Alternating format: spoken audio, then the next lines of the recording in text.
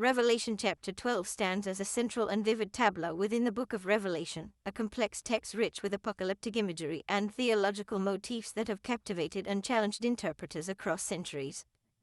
This chapter presents a cosmic drama involving a woman, a dragon, and a series of events that encapsulate the ongoing struggle between good and evil, divine providence, and the hope of redemption. Set against the backdrop of the late 1st century Christian experience of persecution under the Roman Empire, Revelation 12 conveys profound messages of comfort, assurance, and the ultimate victory of God's kingdom. The narrative begins with the appearance of a great sign, a woman clothed with the sun, with the moon under her feet and a crown of 12 stars on her head, Revelation 12 verse 1.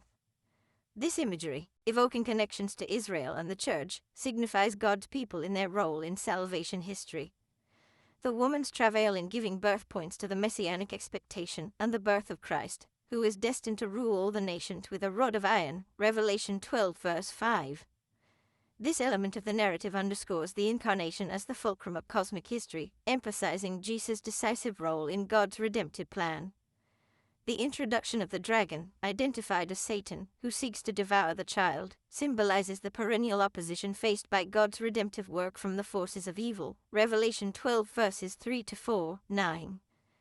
The dragon's subsequent defeat in the heavenly battle led by Michael the archangel, resulting in his expulsion to the earth, illustrates the victory of God's kingdom over the powers of darkness.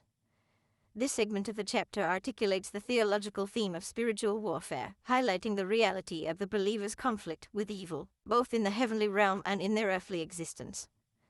The woman's flight into the wilderness, where she is protected by God, represents the divine provision and care for the faithful community in the midst of persecution, Revelation 12 verse 6, 14-16. This motif resonates deeply with the historical context of Revelation's original audience, offering hope and encouragement to early Christians enduring suffering and oppression.